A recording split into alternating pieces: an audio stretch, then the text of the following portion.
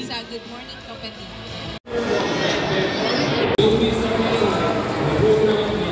Okay, hanap ka Inuyasha. Ito naman binili. Ito.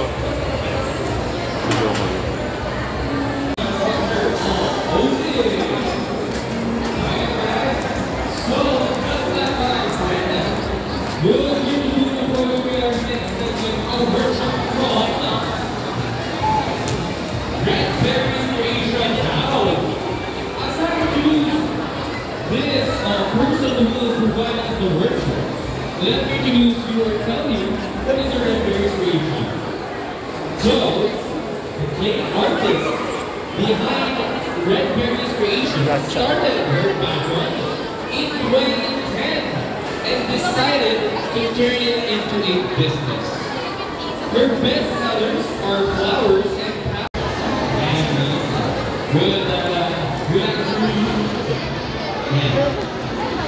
Yan natin sila sila Kuya Rocky. So ma'am, May nasa iyo pa yung ano ko? Yung ayoko nga. Hello once again. Good afternoon. Have you taken your last one? Okay, that's good. Okay. So, just like what I said in our introduction, you started this passion 2010, right?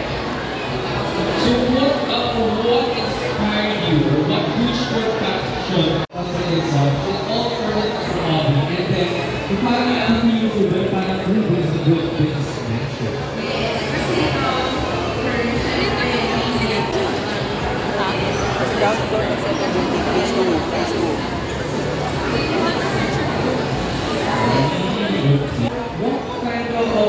What kind of way you did to overcome this challenge of, again, not everyone is doing this kind of art process. Hey, so this workshop, saan po kayo po sa nag-workshop? Validate lang ng Belo. Siyempre, this workshop.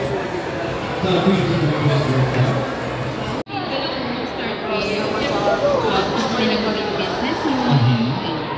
Okay, so ma'am, this workshop, how are they free? Are they paid?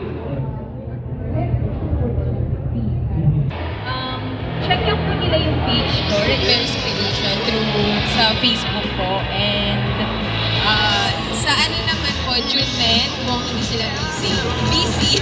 Uy, June 10, oh. Opo, sa June 10, pwede po nila akong abangan sa TV5. Uy. Sa Good Morning Kapatid. Good morning, Kapatid. kapatid. Uy, guys, o yan, abangan niyo daw si ma'am.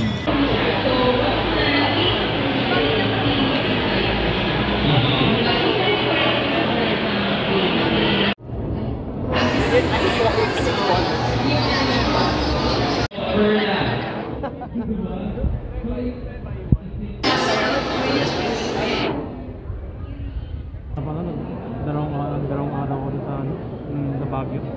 It's like magre-rent ako ng hotel.